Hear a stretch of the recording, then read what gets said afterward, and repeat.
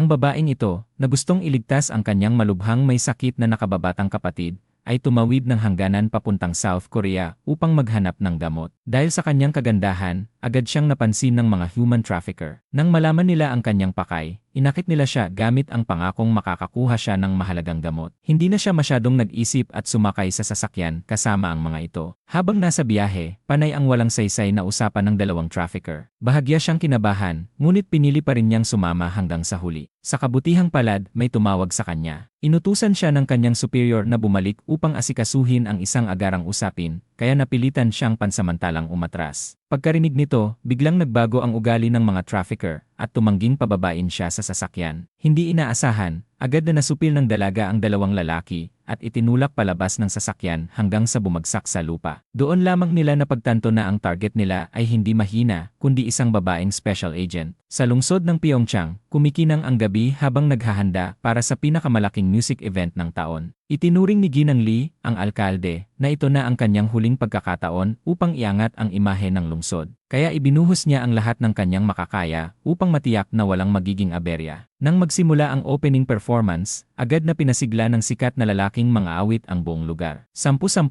manonood ang nagsigawan. Nang makita ito, umiti si Ginang Lee ng may kasiyahan. Lahat ay naayon sa plano. Sa sandaling iyon, isang garbage truck ang biglang pumasok sa gate. Mabilis lamang itong sinuri ng security team bago pinayagang makapasok. Hindi nila alam na iyon na ang simula ng bangungot. Biglang bumukas ang pinto ng truck at tumalon palabas ang isang grupo ng mga terorista na armado ng baril at bomba. Ang dami ng eksplosibong dala nila ay sapat upang wasakin ang buong teatro sa isang iglap. Sa rooftop, malamig na pinagmamasdan ng mastermind ang lahat. Unti-unting bumababa ang oras sa relo sa kanyang pulso. Sa loob lamang ng isang oras, lalamunin ng apoy ang Pyeongchang. Samantala, sa loob ng bulwagan, patuloy na sumasayaw ang mga tao na walang kaalam-alam sa panganib. Mabilis na nakarating ang masamang balita kina Ginang Lee at Weber. Malinaw na hindi ito aksidente, kundi isang maingat na planadong pag-atake. Sa gitna ng kritikal na sitwasyon, iminungkahi ng pinuno ng militar na umurong ang alkalde upang iligtas ang kanyang sarili. Ngunit matatag na tumanggi si Ginang Lee. Iginiit niyang mananatili siya kung nasaan ang kanyang mga mamamayan. Dahil sa kanyang matibay na paninindigan, natahimik ang lahat. Sa gitna ng kagipitan, nagmungkahi ang pinuno ng militar ng isang matapang na hakbang. Kailangan nilang buhayin ang Special Task Force 8, ang pinaka-elite na unit ng lungsod. Agad namang tumutol si Secretary Kang, dahil nangangamba siya na ang paglalantad ng lihim na ito ay magdudulot ng kaguluhan at hindi inaasahang mga epekto. Sa kabila nito, nagpasya si Ginang Lee na tanggapin ang plano dahil wala na silang ibang pagpipilian. Agad na kumilos ang mga miyembro ng Special Task Force. Tahimik silang pumasok at sabay-sabay na pinabagsak ang mga terorista habang dinidepuse ang mga bomba. Ang plano ay alisin ang lahat ng panganib sa loob ng 30 minuto. Sa gitna ng magulong karamihan, ang leader ng komando team ay biglang sumugod sa laban. Walang baril o kutsilyo, tanging kamay lamang ang gamit, nakipaglaban siya sa armadong kriminal hanggang sa magtabla. Matapos ang sunod-sunod na malalakas na suntok,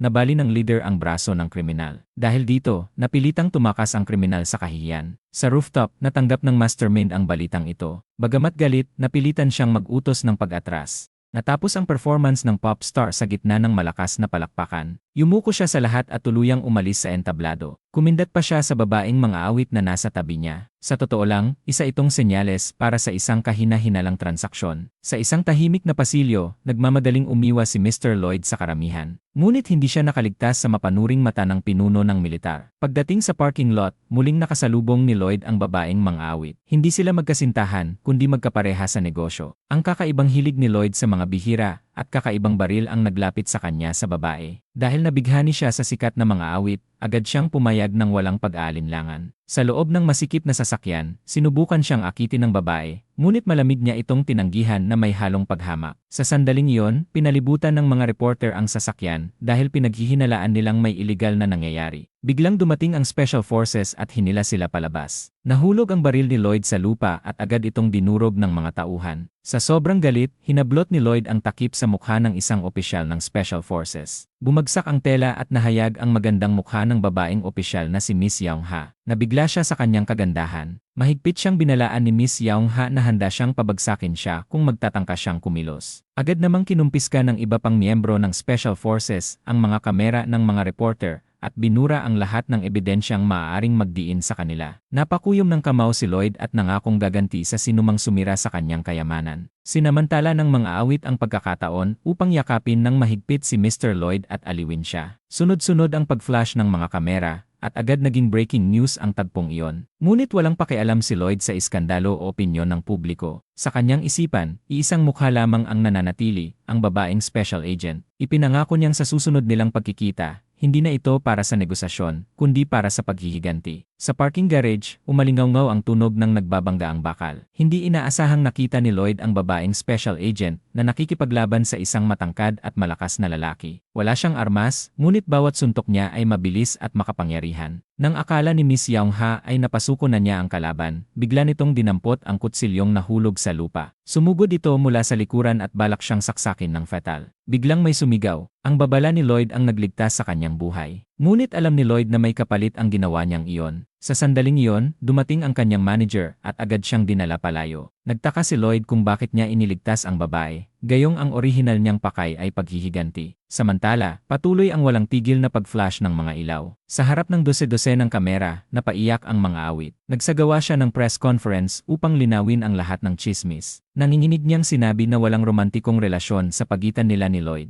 Lahat ay bunga lamang ng pagsasamantala nito sa kanyang nararamdaman. Ang kanyang mga luha ay agad nagdulot ng matinding reaksyon mula sa publiko. Sa loob lamang ng isang gabi, biglang naglaho ang karera ni Lloyd. Galit na galit ang mga tagahanga at tinawag siyang isang walang hiya. Lahat ng kanyang mga palabas ay kinansela. Walang magawa ang kanyang manager habang nasisira ang karera sa pagkanta ni Lloyd. Ngunit nanatiling kalmado si Lloyd. Naisip pa nga niyang tuluyang iwan ang showbiz at bumalik sa kanyang probinsya upang mamuhay ng simple. Ngunit patuloy na bumabalik sa kanyang isipan ang imahe ni Miss Yaung-ha. Sa gitna ng kanyang krisis, siya lamang ang hindi niya maalis sa kanyang isip. Sa Pyeongchang, napakatindi ng tensyon sa loob ng meeting room. Mahigpit na sinabi ni Ginang Lee na kailangan nilang magtayo ng malakas na puwersang militar sa lungsod upang labanan ang terorismo. Ngunit ayon sa lalaking nasa kanyang tabi, kung hindi magkakasundo ang North Korea at South Korea, ituturing ang Pyeongchang bilang rebel zone. Sa puntong iyon, maaari pang wasakin ang kanilang lungsod ng mga hukbo mula sa magkabilang panig. Mas madaling kumbinsihin ang South Korea dahil palagi nilang binibigyang diin ang lakas ng militar at maaaring ipadala si Secretary Kang upang makipagnegosasyon. Ngunit iba ang North Korea. Sila ay malamig, hindi mahuhulaan at puno ng mga plano. Dahil dito, ibinigay ang mapanganib na misyong ito sa pinuno ng Military Department. Pagbalik niya sa base, nagulat siya sa kanyang nakita. Nahuli ng Special Forces ang isang batang babae mula South Korea na kumikilos bilang intelligence agent. Siya ang tumawag upang iulat ang pag-atake ng mga terorista. Samantala, hinanap ni Miss Yaung-ha ang mga narecover at natuklasan ang isang walkie-talkie na pagmamay-ari ng mga terorista. Sa unang tingin pa lamang, nakilala niya itong kapareho ng ginagamit ng Violet Underground Organization. Alam nilang hindi ito maaaring kumalat,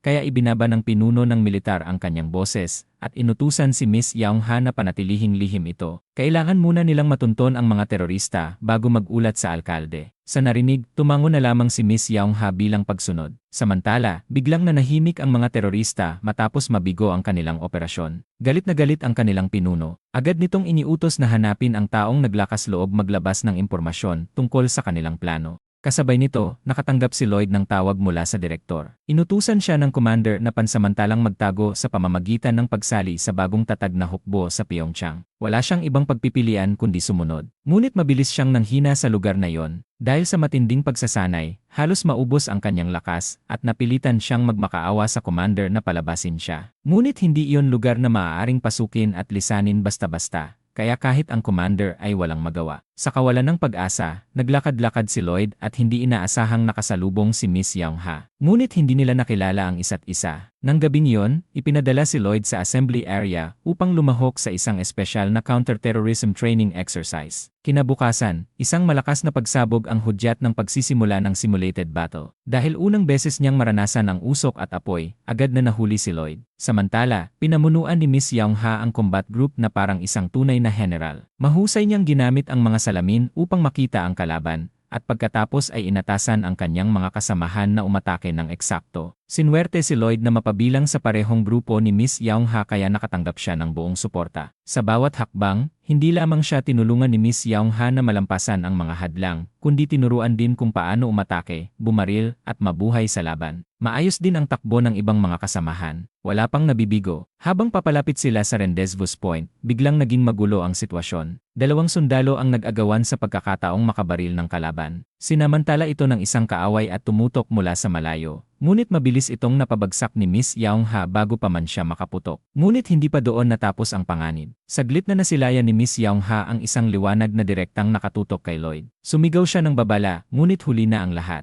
Umalinggaw ang mga putok ng baril at tinamaan si Lloyd at bumagsak. Sa kanyang pagkahilo, bumalik ang mga alaala. Sa wakas, naalala ni Lloyd na si Miss Yaung-ha ang babaeng kapitan ng Special Forces na sumira sa paborito niyang baril. Ngunit sa pagkakataong ito, wala siyang pagkakataong makapaghiganti. Mabilis na tinalo ni Miss Yaung-ha ang huling kalaban at tumakbo papunta kay Lloyd. Sa halip na yakapin siya, mariin niya itong sinipa. Biglang nagising si Lloyd mula sa kanyang pagkahilo. Doon niya napagtanto na bahagi lamang iyon ng espesyal na training at peke ang bala. Ang tanging nawala sa kanya ay ang kanyang composure. Tinipon ni Miss Yaung-ha ang buong team. Ipinahayag niya na nalipol na ang kalaban at matagumpay ang training operation. Galit na galit si Lloyd dahil siya lang ang naniwalang totoong labanan iyon. Ngunit wala itong pakialam kay Miss Yaung-ha. Inutusan niya ang lahat na maghiwa-hiwalay. Hinubad ni Lloyd ang kanyang sombrero at malakas na tinanong kung nakikilala siya. Ngunit wala talagang maalala si Miss Yaung-ha tungkol sa kanya. Ipinaalala niya na si Comrade Lloyd ay nagbuwis ng buhay sa labanan noong araw na iyon at responsibilidad iyon ng buong grupo. Dahil dito, pinarusahan niya ang buong team sa pamamagitan ng pagpapabalik sa kanila sa barracks habang tumatakbo. Kahit pagod na pagod mula sa training, napilitan ang lahat na sumunod sa utos ng kanilang kapitan. Sa kabilang banda, nakikipagpulong si Ginang Lee kina Secretary Kang at sa pinuno ng Military Department. Nang marinig na sumasali si Lloyd sa training, labis na natuwa si Ginang Lee. Ang kasikatan ni Lloyd ay makakatulong sa pagpapalaganap ng plano militar ng Pyeongchang. Ipinagmamalaki ni Secretary Kang na siya ang nagdala kay Lloyd doon. Ngunit agad na sinabi ng pinuno ng Military Department na nahimatay si Lloyd sa unang araw pa lamang. Nadismaya sina Secretary Kang at ang alkalde. Sa kabutihang palad, training lamang iyon at hindi totoong labanan.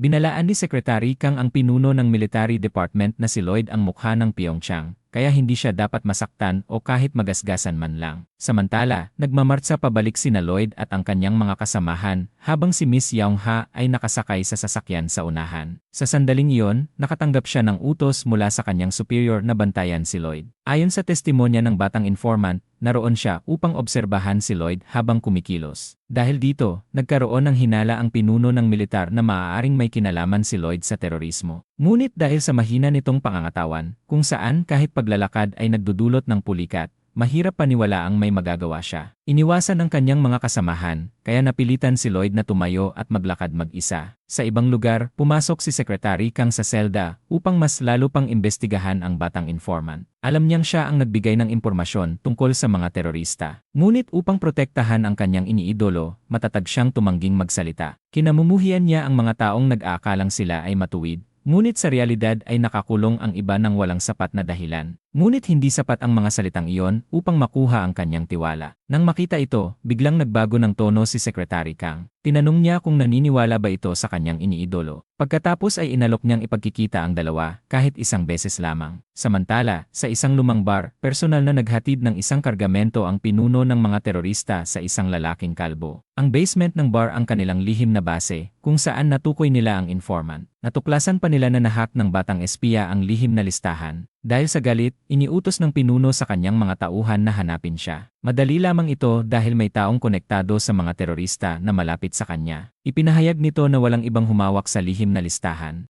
Ngunit nagpasya pa rin ang pinuno na kumilos agad. Nang gabing iyon, bumalik ang mga sundalo sa barracks. Ngunit nawawala si Lloyd. Nang matanggap ang balita, agad itong iniulat ni Miss Yaung-ha sa pinuno ng militar. Inutusan nitong hanapin si Lloyd sa anumang paraan, at kapag natagpuan, turuan ng leksyon. Samantala, hinabol ng mga terorista si Lloyd hanggang sa dalampasigan. Doon lamang napagtanto ng kanilang pinuno na naloko sila. Tinanong niya kung sino sila. Bahagyang nadismaya si Lloyd dahil hindi siya nakilala bilang isang sikat na mang-aawit. Sa gitna ng takot, itinaas niya ang kanyang baril at itinutok sa mga terorista. Ngunit nagtawanan ng mga ito dahil sa isang tingin pa lamang ay alam na nilang peke ang bala. Nalito si Lloyd, ibinaba ang baril at itinaas ang kanyang mga kamay bilang pagsuko. Nang makita ito, sumugod ang mga terorista upang bugbugin siya. Sa sandaling iyon, umalingaw ang tunog ng makina. Isang motorsiklo ang rumagasa papunta sa kanila at tinamaan ang isang terorista. Nang alisin ang helmet, nagulat si Lloyd nang makita na si Miss Young-ha ang kanyang tagapagligtas. Walang pag-aatubili, kumuha siya ng isang terorista bilang bihag. Tinitigan niya si Lloyd at inutusan itong sabihin ang lahat. Ngunit hindi sila binigyan ng pagkakataon ng pinuno ng mga terorista. Agad itong nagpaputok kay Miss Young-ha. Sa isang tingin pa lamang, nakilala niya ito. Isa ito sa Unit 112.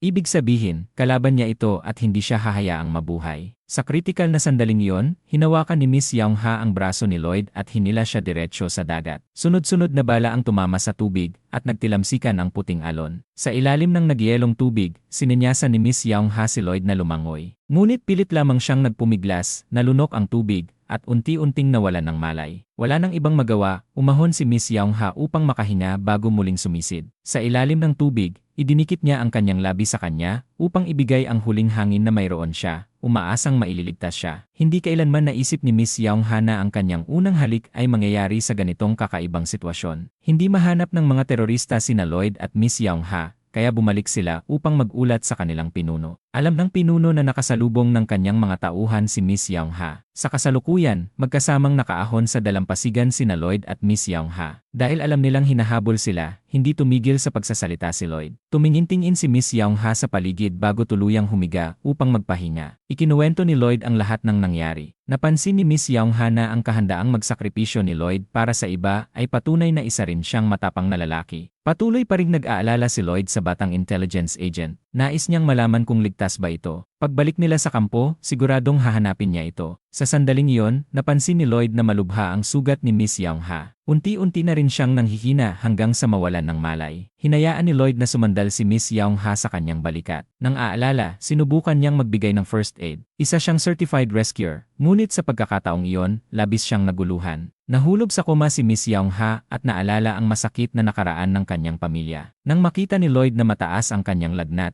nais niyang humingi ng tulong. Ngunit hinawakan ni Miss Young-ha ang kanyang kamay at nakiusap na huwag siyang iwan mag-isa. Nahirapan si Lloyd sa sitwasyon. Wala siyang ibang pagpipilian kundi buhatin si Miss Young-ha habang siya ay naglalakad. Samantala, nag-alala ang pinuno ng militar nang mapansing hindi pa bumabalik sina Miss Young-ha at Lloyd at nawawala na rin ang komunikasyon sa radyo. Agad niyang inutusan ang kanyang mga tauhan na hanapin ang dalawa. Kalaunan, pinuntahan ng pinuno ng militar si Secretary Kang. Natuklasan ni Secretary Kang ang isang mole. Isa itong miyembro ng Violet Organization na siyang lihim na nagpalabas sa batang intelligence agent. Galit na tinanong ng pinuno ng militar kung bakit hindi nito napansin ang traidor na nasa tabi lamang niya at kung bakit hindi pa ito nahuhuli. Pinaghihinalaan ni Secretary Kang na higit sa isa ang mole, kaya ayaw muna niyang kumilos ng hayagan. Hinayaan ng pinuno ng militar si Secretary Kang na asikasuhin ito. Kailangan muna niyang mahanap sina Lloyd at Miss Young-ha. Pagkatapos nito, pumunta siya sa troop assembly at galit na galit dahil wala pa ring resulta. Idineklara niyang may 24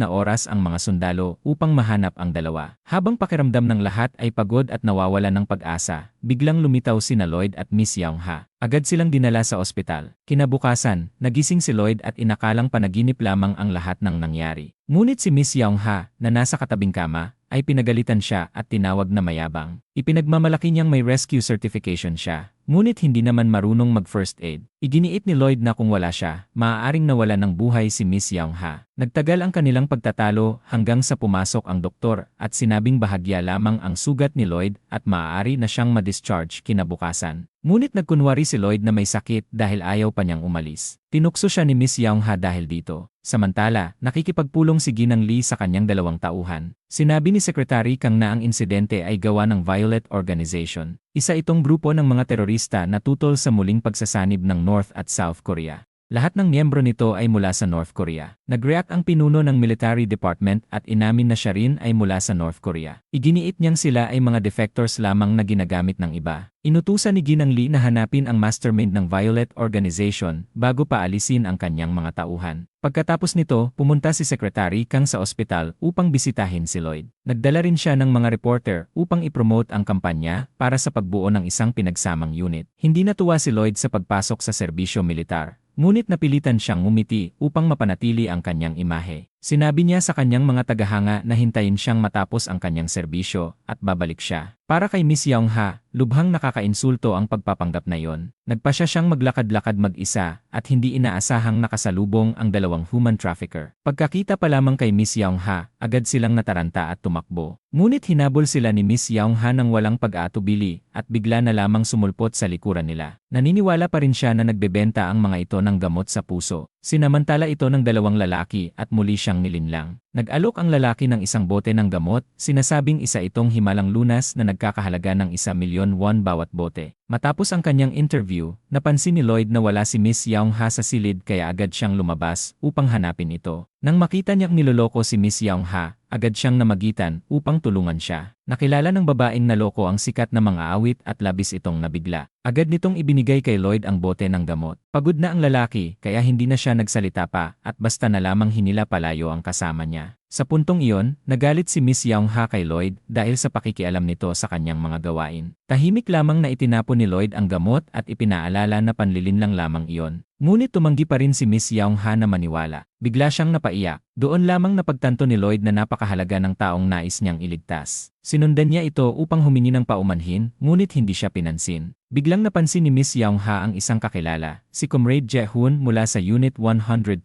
Siya rin ang leader ng grupong terorista. Lumapit si Jae-hoon at niyakap si Miss Young-ha, bagay na ikinadismaya ni Lloyd. Mabilis niyang hinila si Jae-hoon sa gilid at sinabing may sugat si Miss Young-ha. Tinanong ni Lloyd si Miss Young-ha kung saang unit galing ang lalaki. Nagpakilala si Jae-hoon, ngunit ayaw nang makipag-usap ni Miss Young-ha kay Lloyd kaya agad niyang hinila si Jae-hoon palayo. Lalong nagalit si Lloyd at nagpa siyang sundan sila upang malaman ang kanilang relasyon. Inaangat ni Jae-hoon ang kanyang damit upang ipakita ang isang peklat kay Miss Young-ha, ngunit inakala ni Lloyd na bastos ito. Agad siyang sumingit sa pagitan nila upang iligtas si Miss Young-ha. Tinawag ni Jae-hoon na walang galang si Lloyd. Sumagot si Lloyd na si Jae-hoon ang walang galang dahil ipinapakita nito ang kanyang katawan sa harap ng isang babae sa pampublikong lugar. Napilitan tuloy na tumayo sina Miss Young-ha at Jae-hoon. Hindi pa rin tumigil si Lloyd at iginiit na malaman kung ano ang relasyon nilang dalawa. Tinanong ni Jae-hoon kung bakit kailangan niyang ipaliwanag iyon. Napilitan si Lloyd na aminin na napakahalaga nito sa kanyang buhay. Upang maiwasan ang hindi pagkakaintindihan, mabilis na ipinaliwanag ni Miss Young-ha na si Lloyd ay isa lamang niyang subordinate. Magalang na hiniling ni Jae-hoon kay Lloyd na umalis at agad naman itong pumayag. Ngunit iginiit niyang isama si Miss Young-ha. Pinigilan siya ni Jae-hoon. Mabuti na lamang at may isang magandang babae na dumating upang tulungan si Lloyd. Akala ni Lloyd ay isa itong tagahanga at handa na sana siyang magbigay ng autograph. Ngunit nang ibigay nito ang kanyang business card, napagtanto niyang isa itong abogado, si Miss Seo mula sa isang entertainment company. Napailing na lamang sina Miss Young-ha at Jae-hoon at inisip na masyadong mataas ang tingin ni Lloyd sa kanyang kasikatan. Napahiya si Lloyd kaya hinayaan na lamang niyang umalis ang dalawa. Sinabi ni Miss Young-ha kay Jae-hoon na si Lloyd ay mahina at madaldal. Ngunit para kay Jae-hoon, isa itong matapang na lalaki. Hindi lahat ay may lakas ng loob na iligtas ang isang batang hindi nila kilala. Maya-maya, kailangan na ring umalis ni Jae-hoon. Binigyan niya si Miss Young-ha ng kanyang business card at inimbitahan itong pumunta sa kanyang bar upang mag-usap. Samantala, nakikipag-usap si Lloyd kay Miss Seo sa loob ng silid ng ospital. Sinabi niyang nais niyang tumakas mula sa training camp at naniniwala siyang may sabuatan sa likod ng kanyang pagkakalagay doon. Matapos marinig ang kanyang kwento, naramdaman din ni Miss Seo na may mali. Ipinangako niyang imbestigahan ito ng mabuti at tutulungan siyang makaalis sa kanyang sitwasyon. Umalis si Miss Seo kasabay ng pagpasok ni Miss Young-ha. Agad na naman silang nagtalo ni Lloyd. Sa kabilang banda, nakatakas ang batang espiya. Pumunta siya sa isang tindahan upang bumili ng disposable lies card at tumawag kay Jae-hoon. Nakiusap siya na patawarin siya. Nangako ang batang babae na tuluyan na siyang mawawala. Ngunit hiniling ni Jae-hoon na ibalik muna niya ang lihim na listahan. Kung hindi, kikidnapin nito ang kanyang iniidolo. Binalaan ng bata si Jae-hoon na binabantayan nito ang ospital at nagpadala pa ng mga tao upang makapasok doon. Nang gabing iyon, napanaginipan ni Lloyd ang paghalik kay Miss Young-ha sa ilalim ng tubig.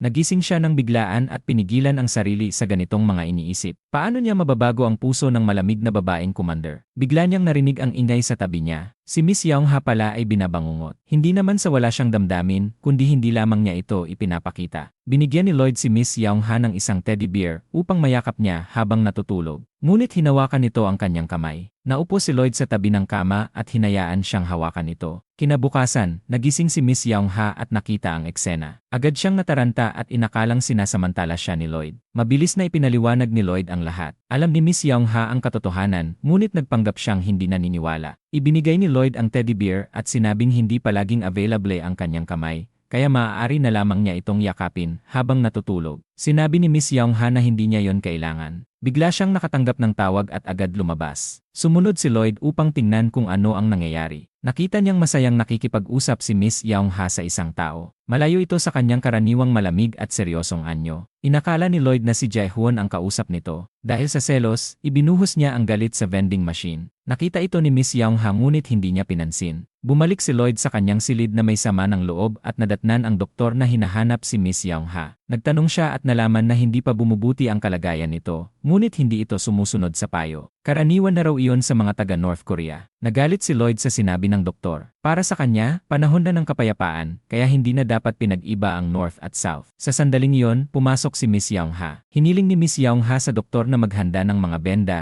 dahil kailangan niyang lumabas. Hinila niya ang kurtina upang magpalit ng damit. Nang buksan niya ito, agad siyang tinitigan ni Lloyd. Hindi niya inasahan na ang malamig na babaeng commander ay ganoon kaganda. Inakala ni Lloyd na makikipagkita si Miss Young-ha kay Jae-hoon, kaya nagselos siya at sinubukang pigilan ito. Ngunit hindi siya pinansin ni Miss Young-ha. Sakto namang dumating ang manager ni Lloyd, kaya hinablot niya ang damit nito at hinabol si Miss Young-ha. Nang gabing iyon, pumasok ang kapitan ng mga terorista sa ospital upang asikasuhin si Lloyd. Ngunit wala si Lloyd sa silid. Sa kabilang banda, patuloy na palihim na sinusundan ni Lloyd si Miss Young-ha. Ngunit sa kasamaang palad, natuklasan siya nito. Sinabi ni Miss Young-ha na kung gumaling na siya, at kaya nang tumakbo, dapat na siyang bumalik sa training camp. Matapos sabihin iyon, sa pilitan niyang isinama si Lloyd. Agad namang nanlaban si Lloyd at itinulak si Miss Young-ha papasok sa sasakyan. Sinabi niyang alam niyang sugatan at mahina ito, ngunit susunod pa rin siya. Gusto muna niyang bumalik sa ospital upang kunin ang kanyang mga gamit, at pagkatapos ay sabay silang babalik. Biglang may nahulog mula sa itaas na palapag. Nakilala ni Lloyd ang batang intelligence agent. Agad nila itong dinala sa emergency room at naghintay sa labas, nag-aalala na may masamang mangyari. Nais ni Lloyd na manatili upang bantayan ang sitwasyon. Ngunit pinaalalahanan siya ni Miss Young-ha na kailangan niyang bumalik sa barracks bago ang roll call. Nauna siyang umalis at nagmamadaling sumunod si Lloyd, sinasabing kahina-hinala ang nangyari sa batang babae. Ipinaliwanag ni Miss Young-ha na nauunawaan niya ito at may ipinadala na siyang mag-imbestiga. Ngunit sinabi rin niyang hindi iyon dapat alalahanin ni Lloyd. Maya-maya, dumating ang kanyang mga kasamahan upang sunduin siya. Kahit ayaw niya, napilitan siyang bumalik sa barracks kasama nila.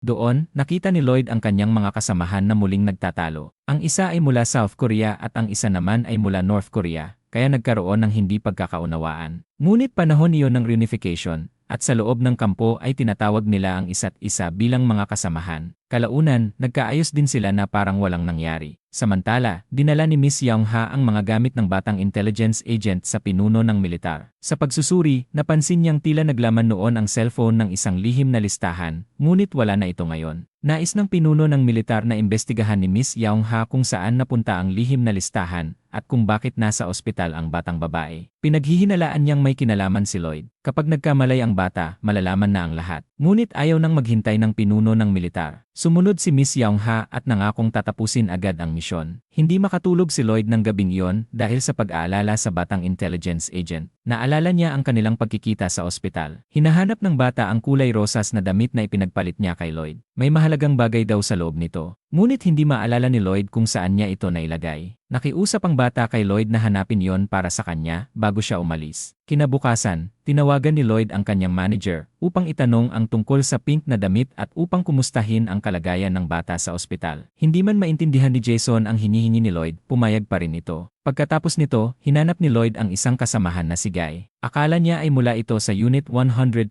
kaya nais niyang magtanong. Ngunit narinig lamang ni Guy na si Miss Young-ha ang mula sa Unit 112. Sa sandaling iyon, may isa pang kasamahan na dumating at may kaunting alam tungkol sa unit na iyon. Ayon sa kanya, isa itong Elite Special Forces na sumailalim sa napakahigpit na pagsasanay sa South Korea. Ngunit matapos ang reunification ng North at South Korea, bigla itong nawala. May mga chismis na sila ay naging Violet Organization. Ang pag-atake sa concert ay gawa rin ng Violet. Samantala, nilapitan ni Miseo si Secretary Kang at nagpakita ng ebidensyang nagpapatunay na inabuso nito ang kanyang kapangyarihan. Dapat ay nasa Image Promotion Unit si Lloyd, ngunit inilipat siya sa Combat Unit. Mayroon pa siyang recording ng tawag bilang patunay. Hiniling niya na ilipat si Lloyd sa ibang unit. Tinanong ni Secretary Kang kung ano ang kanyang layunin. Simple lamang ang sagot, nais niyang ibalik si Lloyd sa kanyang orihinal na posisyon. Sa huli, napilitan si Secretary Kang na pumayag. Umalis si Miseo at agad ipinaalam kay Lloyd na maayos na ang lahat. Inanyayahan pa niya si Lloyd na kumain sa labas. Pumunta si Lloyd kay Miss Young-ha upang ipaalam ito. Napansin niyang maganda ang ayos nito at tila may pupuntahan. Tinanong niya kung makikipagkita ba ito sa kanyang kasintahan. Agad siyang sinipa ni Miss Young-ha at binalaan na mag-ingat sa pananalita. Matapos ipaalam ang balita, umalis si Lloyd kasama siya. Sa daan, nakasalubong ni Miss Young-ha ang batang babae mula kanina. Tinawag siya nitong ate. Doon napagtanto ni Lloyd ang kanyang maling akala at lalo siyang ginanahan na mapalapit sa malamig na babaeng commander. Nang gabing iyon, pumunta si Lloyd sa kanyang lakad kasama si Miseo. May iba pa pala itong inimbitahan at hindi inaasahang si Jae-hoon yon.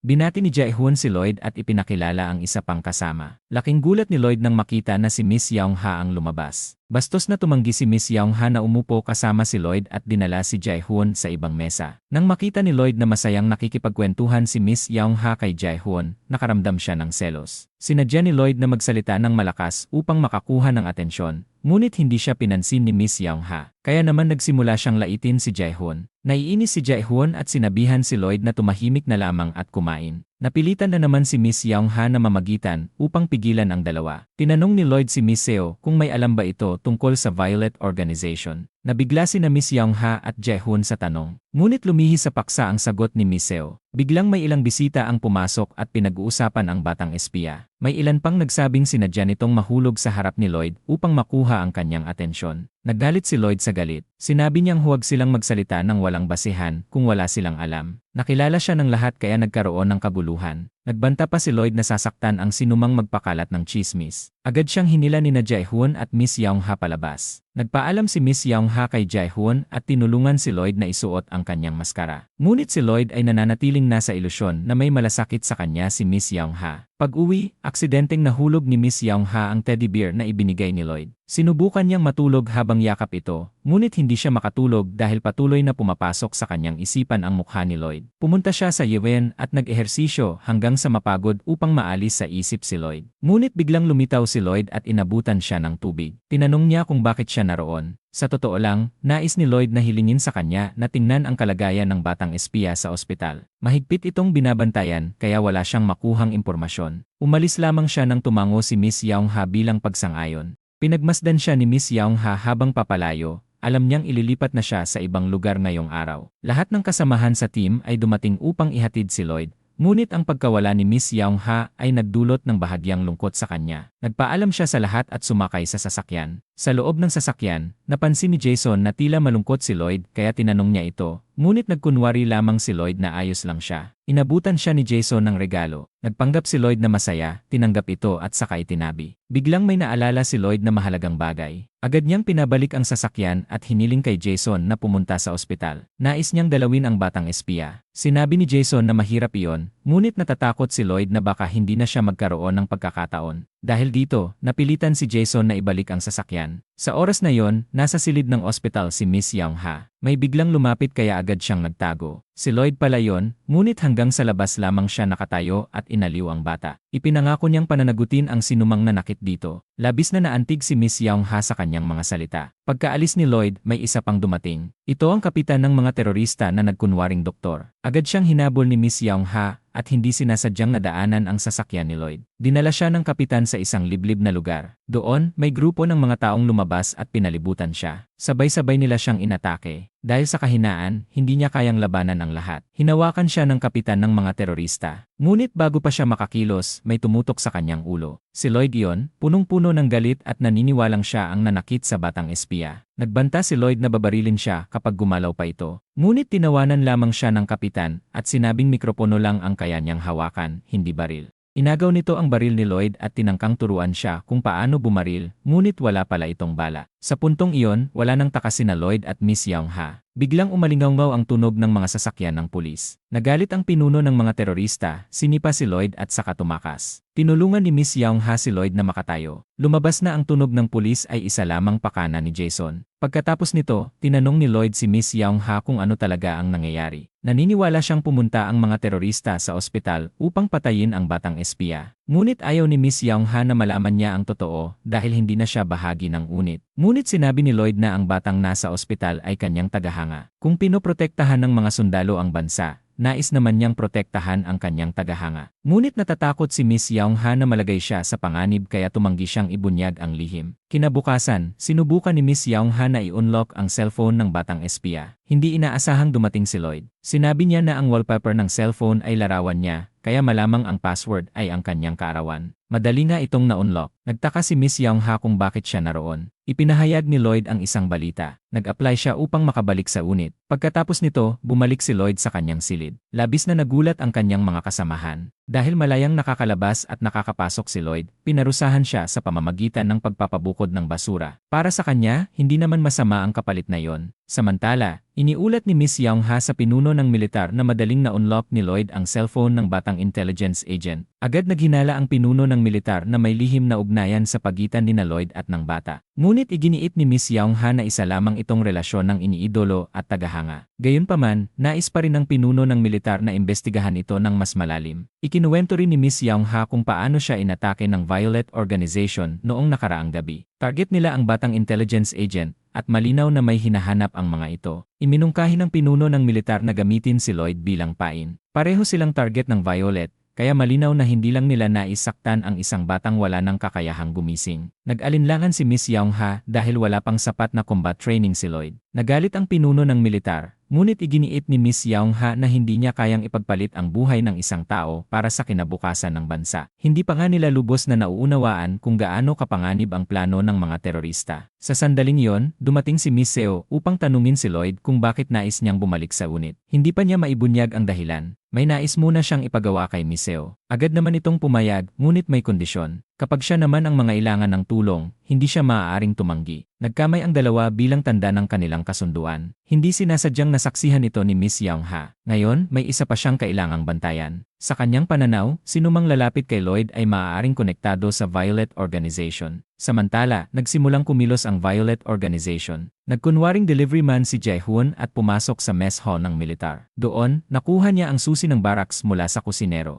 Pagkatapos, nagbihis siya bilang sundalo at pumasok sa kwarto ni Lloyd. Binuksan niya ang locker nito at naghanap ng kung anong bagay. Biglang may sundalong pumasok, kaya agad siyang lumabas sa bintana at bumaba sa ibabang palapag, saka nagtago sa banyo upang magpalit ng damit. Paglabas niya, naharang siya ng isang sundalo na nagsabing bawal ang hindi kilalang tao roon. Sakto namang dumating si Miss Young-ha at nailigtas siya. Nagsinungaling si Jae-hoon at sinabing bumisita lamang siya sa kanya. Pagkatapos nito, pumunta sila sa mess hall upang mag-usap. Sinundan sila ni Lloyd at nakita silang masayang nag-uusap. Nang tangkain niyang sumingit, hinila siya ng kanyang mga kasamahan. Malakas niyang sinabi na may mahalaga siyang sasabihin sa commander. Tinulungan siya ng kanyang mga kasamahan na tawagin si Miss Young-ha sa kanyang opisina. Nang marinig ito, nagpaalam si Jae-hoon at umalis. Hindi niya sinasadyang mahulog ang kanyang card mula sa Violet Organization, ngunit hindi ito napansin ni Miss Young-ha. Samantala, upang maisakatuparan ang plano na gamitin si Lloyd bilang pain, kinumbinsi ng pinuno ng militar si Secretary Kang na maglunsad ng isang promotional campaign. Layunin nitong gamitin ang imahe ng Unified Unit bilang kinatawan. Walang pagdududa, agad na sumang-ayon si Secretary Kang at nag-organisa ng pulong kasama ang mga sundalo ng Unified Unit. Inihayag niya na gagamitin ang kanilang mga larawan upang ipromote ang pagpapalakas ng hukbo sa lungsod. Agad na tumutol si Guy na nagsabing sila ay isang lihim na unit at hindi maaaring ilantad ang kanilang mga mukha. Galit na sinabi ng pinuno ng militar na tungkulin ng mga sundalo ang isakatuparan ang misyon, hindi ang magtago na parang isang lihim na organisasyon. Matapos pumayag ang lahat, pinaalis sila ni Secretary Kang. Hinabol ni Miss Young-ha ang pinuno ng militar sa labas at tinanong kung tama ba ang kanilang ginagawa. Pinayuhan siya nitong huwag nang magduda. Samantala, matapos umalis sa kampo, bumalik si Jae-hoon at pinagalitan ang kapitan ng mga terorista dahil sa pagbubunyag ng kanilang kinaroroonan sa ospital. Alam ng kapitan na hindi lamang iyon ang dahilan ng galit ni Jae-hoon, kundi dahil nasaktan nila si Miss Young-ha. Para sa kanya, mas mahalaga kay Jae-hoon si Miss Young-ha kaysa sa misyon ng organisasyon. Agad na nagbabala si Jae-hoon sa kapitan. Pagkatapos nito, lumabas siya upang uminom. Naalala niya ang dahilan kung bakit niya itinatag ang Violet Organization. Naniniwala siya noon na hindi maaaring magkaisa ang North at South Korea dahil 70 taon na silang magkahiwalay. Ang pagkakaiba sa kultura at pamumuhay ay hadlang sa pagkakasundo. Minsan pa nga siyang hinabol at binugbog ng mga taga-South Korea dahil lamang sa pagiging taga-North Korea. Ang mga peklat na ipinakita niya kay Miss Young-ha ay mula sa mga sugat na yon. Kinabukasan, nagsimula ang pagkuha ng promotional photos ng Unified Unit. Hindi sumali si Miss Young-ha at nanatili lamang sa gilid upang magbantay. Napansin niya ang isang kahina-hinalang tao sa lugar at agad itong hinabol. Napansin ni Lloyd na nawawala si Miss Young-ha at sinubukan siyang hanapin, ngunit pinigilan siya ng photographer. Napilitan siyang ipagpatuloy ang photoshoot. Hindi niya alam na siya na ang target ng kapitan ng mga terorista. Biglang nakatanggap ng tawag ang kapitan. Inutusan siya ni Jae-hoon na huwag kumilos ng padalos-dalos, ngunit hindi siya sumunod. Natuklasan ni Miss Young-ha ang kapitan sa rooftop habang tinututukan si Lloyd. Agad niyang tinapatan ng ilaw ang lalaki, dahilan upang pumalya ang pagbaril nito. Dahil nabisto na ang kanyang lokasyon, agad siyang tumakas. Mabilis na pinalibutan ng mga sundalo si Lloyd upang protektahan siya, habang may ibang grupo na ipinadala upang habulin ang salarin. Biglang may sasakyang humarurot at humarang sa kanilang daraanan, kaya agad nagpaputok ang mga sundalo.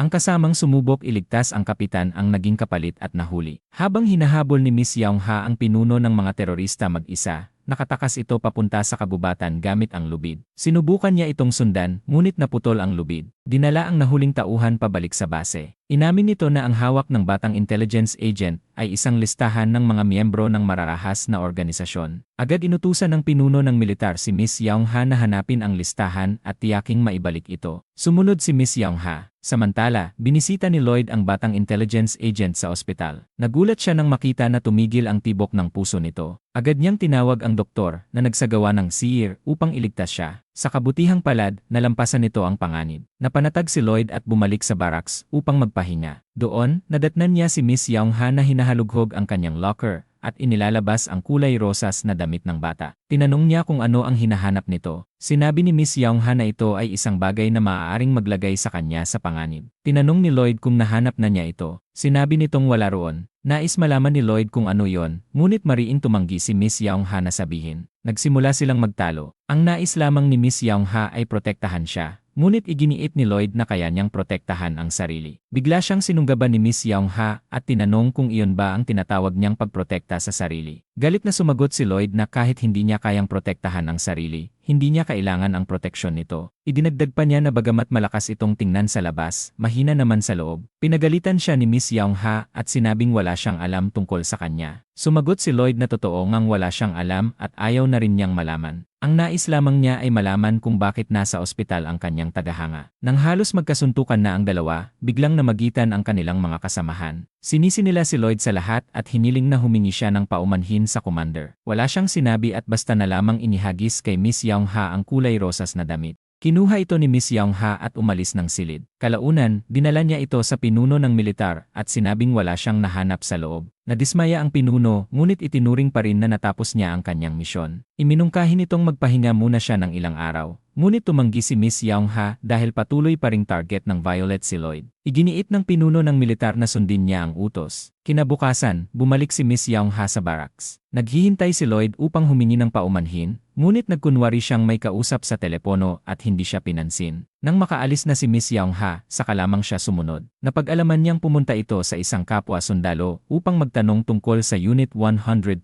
Matapos ang reunification ng North at South Vietnam, nabuwag ang unit. Ang mga naglingkod ay ginantimpalaan, ngunit namuhay na parang wala na sa mundo. Nagpasalamat si Miss Young-ha sa sundalo at pinayagan itong umalis. Naalala niya ang identification card ni Jae-hoon. Nagtaka siya kung bakit mayroon pa rin itong ganoong card kahit nabuwag na ang unit. Pagkatapos, lumabas si Miss Young-ha. Tumakbo si Lloyd upang kausapin siya. Sinabi niyang pinag-isipan niyang mabuti at nais niyang makipagtulungan upang mahanap ang mga taong nanakit sa batang intelligence agent. Ngunit tumanggi pa rin si Miss Young-ha. Sinabi niyang gawin na lamang ni Lloyd ang kanyang tungkulin sa unit at huwag nang mangialam sa mga bagay na hindi niya saklaw dahil baka hindi pa niya kayang protektahan ang sarili. Sinabi ni Lloyd na kikilos na lamang siya mag-isa. Nagbanta si Miss Young-ha na ilalagay siya sa house arrest. Dahil dito, natahimik si Lloyd. Kalaunan, nakatanggap siya ng tawag mula kay Miseo. May resulta na ang kanyang ipinapaimbestiga tungkol sa batang intelligence agent. Lumabas na isa itong hacker. Labis na nagulat si Lloyd. Ngunit may mas mahalagang balita pa. Inanyayahan siya ni Miseo sa isang party. Kapag dumalo siya, ibibigay nito ang lahat ng impormasyon. Kinabukasan, maayos na nagbihis si Lloyd para sa party. Habang nasa labas, hindi sinasadyang nakasalubong niya si Miss Young-ha. Tinanong siya kung saan siya pupunta. Tapat niyang sinabi na pupunta siya sa party. Sinubukan siyang pigilan ni Miss Young-ha, ngunit may leave permit si Lloyd mula sa barracks. Bukod pa rito, may mga kasamahan siyang ipinadala upang samahan siya. Kung nais sumama ni Miss Young-ha, wala ring makakapigil sa kanya. Ngunit tumanggi siya. Kinuha ni Lloyd ang kanyang permit at umalis. Bumalik si Miss Young-ha sa kanyang silid at may nakita siyang mga dokumento sa mesa. Binuksan niya ito at natuklasan ang isang ulat tungkol sa cellphone. Nang dumating sa Pyeongchang ang batang intelligence agent, mayroon itong tiyak na schedule, kabilang na ang pagdalo sa party na yon. Naramdaman ni Miss Young-ha na may mali. Agad siyang nagmadali papunta sa party. Samantala, nakarating na si Lloyd sa party kasama si Miseo. Nakaabang din doon ang kanyang mga kasamahan upang protektahan siya at ang mga bisita.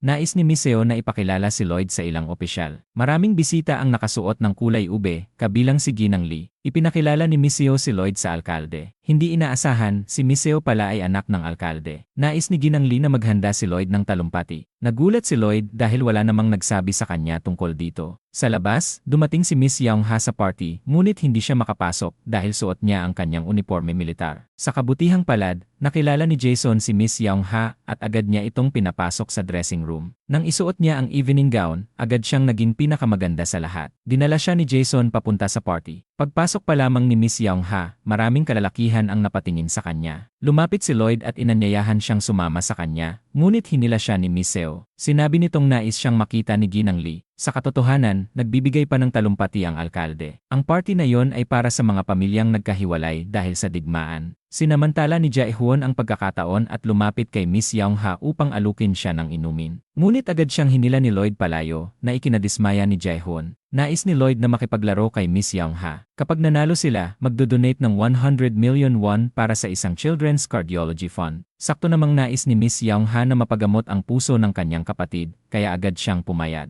Bigla siyang binuhat ni Lloyd at napakapit siya sa leg nito. Magkasama nilang nalampasan ang obstacle course at matagumpay na nakalikom ng 100 million won. Nagpalakpakan ang lahat. Magkahawak kamay na nagpasalamat sina Lloyd at Miss Young-ha sa lahat. Samantala, pumunta si Jae-hoon sa restroom upang kunin ang perang kanyang inihanda. May natanggap siyang utos mula sa isang misteryosong tao na gustong pigilan ang reunification ng North at South Korea. Kung mabibigo ang operasyon, siya ang papatayin. 2 linggo na lamang ang natitira. Samantala, dinala ni Lloyd si Miss Young-ha upang maglakad sa loob ng party. Pinuri niya ang kagandahan nito, ngunit hindi nagtitiwala si Miss Young-ha sa matatamis na salita ng mga lalaking mula South Korea. Nais ni Lloyd na patunayan ang kanyang nararamdaman. Ngunit biglang dumating si Jae-hoon at pinigilan ang kanyang paghalik. Dinala niya si Miss Young-ha sa ibang lugar. Sa sandaling iyon, sumiklab ang kaguluhan sa party. Biglang nagpaputok ang mga terorista sa mga bisita. Agad na kumilos ang combat unit. Hinahanap ni Lloyd si Miss Young-ha sa gitna ng kaguluhan. Tumakbo silang dalawa papunta sa isa't isa habang may putukan. Pareho silang nagtago sa ilalim ng mesa. Napansin ni Miss Young-ha na nasugatan si Lloyd, kaya pinunit niya ang kanyang damit upang talian ito. Pagkatapos, inilabas niya ang kanyang baril at sumabak sa labanan. Naubos ang bala ng kapitan ng mga terorista. Nang mapagtanto niyang may special forces sa lugar, agad siyang tumakas. Nagtago ang kapitan sa basement, ngunit napalibutan siya ng mga sundalo. Naganap ang matinding barilan. Dahil alam niyang dehado siya, sinubukan ng pinuno ng mga terorista na tumakas. Sa sandaling iyon, tinamaan siya sa balikat. Tumakbo siya papunta sa mechanics room, ngunit patuloy siyang hinabol ng special forces. Isang kasamahan ang tumulong sa kanya upang makatakas sa likurang pinto. Binuhat ni Jae-hoon ang pinuno ng mga terorista at iniwan ang kanyang kasamahan. Binaril ito ni Miss Young-ha at bumagsak. Humiram si Miss Young-ha ng motorsiklo mula sa isang babae upang habulin ang pinuno. Si Lloyd naman ay humiram ng sasakyan kay Miss Seo upang sumunod. Dinala ni Jae-hoon ang pinuno sa kanilang base at sinubukang gamutin ang sugat nito. Biglang lumitaw si Miss Young-ha mula sa likuran. Itinutok niya ang baril at inutusan silang sumuko. Sumunod si Jae-hoon, ngunit kasabay nito ay inutusan niya ang pinuno na tumakas. Nais sana siyang habulin ni Miss Young-ha, ngunit pinigilan siya ni Jae-hoon. Sa huli, lumabas na lamang siya, hindi kayang saktan si Jae-hoon. Nakita ito ni Lloyd ngunit hindi siya naglakas loob na aliwin siya. Samantala, galit na galit si Ginang Lee dahil sa lakas ng loob ng mga terorista na umatake sa Pyeongchang. Ngayon ay alam na nila kung sino ang mastermind at ang layunin nito ay pigilan ang reunification ng North at South Korea. Inutusan ni Ginang Lee ang kanyang mga tauhan na resolbahin agad ang sitwasyon bago ang pagpirma ng North-South Free Travel Agreement. Agad namang tinanggap ng pinuno ng Military Department ang utos. Sa interrogation room, isinailalim sa matinding pagpapahirap ang isang terorista. Pinigilan ito ni Miss Young-ha at sinabing panahon na ng kapayapaan at hindi dapat tratuhin ang mga tao ng ganoon. Ngunit sinabi ng kanyang kasamahan na ang mga terorista ay hindi tao at hindi papayagan ng pinuno ng militar na mamatay ito. Pagkatapos, umalis ito ng galit. Sinubukan ni Miss Young-ha na kausapin ang terorista. Ngunit puno lamang ito ng paghamak sa kanya. Samantala, binisita ni Miss Seo si Lloyd sa kampo at tiniyak na wala siyang panganib sa buhay. Tinupad niya ang kanyang pangako at ibinigay ang karagdagang impormasyon tungkol sa batang intelligence agent. Hindi lamang ito hacker, kundi isa ring mahalagang miyembro ng hacking unit ng militar ng North Korea. Ipinadala ito sa Russia upang mag-aral, ngunit upang mabuhay, napilitan itong sumali sa Violet Organization. Mukhang may ninakaw itong mahalagang bagay kaya ito hinahabol ng organisasyon. Sinabi rin ni Miss Seo na napakahalaga ni Lloyd sa bata dahil ginawa nito ang lahat upang protektahan siya. Lubos na nabahala si Lloyd. Samantala, naalala ni Miss Young-ha ang kwento ni Jae-hoon. Itinatag niya ang Violet Organization upang ipaghiganti ang kanyang kasamang namatay sa Unit 112 matapos ang balita ng reunification ng North at South Korea. Ipinangako ng mga nakatataas sa mga sundalo ng Unit 112 ang isang bagong buhay. Ngunit sa katotohanan, plano nilang lipulin ang lahat ng ito. Maagang umalis si Miss Young-ha sa unit kaya wala siyang kaalam-alam tungkol dito. Labis siyang naguguluhan at nababagabag. Biglang dumating ang pinuno ng militar. Lumalabas na siya ang nagdala kay Miss Young-ha roon upang maalagaan nito ang kanyang nakababatang kapatid. Malaki ang inaasahan ng pinuno ng militar kay Miss Young-ha. Ibinigay niya rito ang isang mahalagang misyon. Nangako si Miss Young-ha na hindi siya bibigin. Pagkaalis ng pinuno ng militar, naghanda na rin siyang umalis. Hindi sinasadyang nagkabanggaan sila ni Lloyd. Nais niyang malaman kung saan ito pupunta. Nang makita niyang pagod ito, nag-alala siya. Ngunit sinabi ni Miss Young-ha na hindi niya kailangan ang kanyang pag-aalala. Natigilan si Lloyd habang pinagmamasdan siyang papalayo. Kinagabihan, umuwi si Miss Young-ha. Nais niyang magpalipas ng gabi kasama ang kanyang nakababatang kapatid. Sa parehong oras, palihim na pumasok si Lloyd sa basement ng bar na pinuntahan ni Miss Young-ha noon. Doon, nakita niya ang larawan ng batang insili at napagtanto niyang iyon ay isang base ng mga terorista. Biglang may paparating kaya agad siyang nagtago. Hindi inaasahan, sina Miss Young-ha at Jae-hoon pala yon. Sinubukan ni Miss Young-ha na kumbinsihin si Jae-hoon na tumigil, ngunit nanatili itong matigas sa kanyang paninindigan. Iginiit ni Jae-hoon na hindi maaaring magkaisa ang North at South Korea dahil malalim na ang pagkiling at galit ng mga tao sa isa't isa. Dagdag pa niya, ang mga sundalo tulad nila ay umiiral para sa digmaan. Ayaw niyang maging walang saysay ang pagkawala ng Unit 112. Nangako si Jae-hoon na kung tutulungan siya ni Miss Young-ha, gagamitin niya ang kanyang pera at kapangyarihan upang mapagamot sa ibang bansa ang kapatid nito. Ngunit hindi pumayag si Miss Young-ha. Para sa kanya, hindi iyon sapat na dahilan upang isuko ang kanyang prinsipyo. Nabubuhay siya upang patunayan na hindi traidor ang kanyang pamilya. Dahil walang napagkasunduan, bumalik si Miss Young-ha sa kanyang silid. Nasaktan si Lloyd nang marinig ang kanilang usapan. Bumalik din siya sa kanyang kwarto, puno ng iniisip at bahagya lamang nakatulog. Sa kanyang panaginip, nakita niya ang sarili na hinahalikan si Miss Young-ha. Nagising siya ng biglaan. Hindi niya alam na si Miss Young-ha ay nagkaroon din ng katulad na panaginip. Agad itong naghugas ng mukha at sinigurong hindi iyon totoo. Pagkatapos ng almusal, pumunta si Lloyd kay Secretary Kang. Binigyan siya nito ng pahintulot na lumabas ng barracks upang makipagkita sa kanyang mga magulang sa isang hotel. May nakatakda na silang pagkikita, ngunit ayaw pumunta ni Lloyd dahil may alitan siya sa kanyang pamilya. Para sa kanila, isa lamang siyang kasangkapan sa paglikha ng pera. Mas nais pa niyang bisitahin ang batang isiwe. Tinanong ni Secretary Kang ang dahilan. Sinabi ni Lloyd na naospital ang bata dahil pinrotektahan siya nito. Sa huli, napilitan ding pumayag si Secretary Kang. Samantala, palihim na pumunta si Miss Young-ha sa interrogation room upang makinig sa pag-uusap ng pinuno ng militar at ng terorista. Nais malaman ng pinuno kung sino ang nasa likod ng lahat,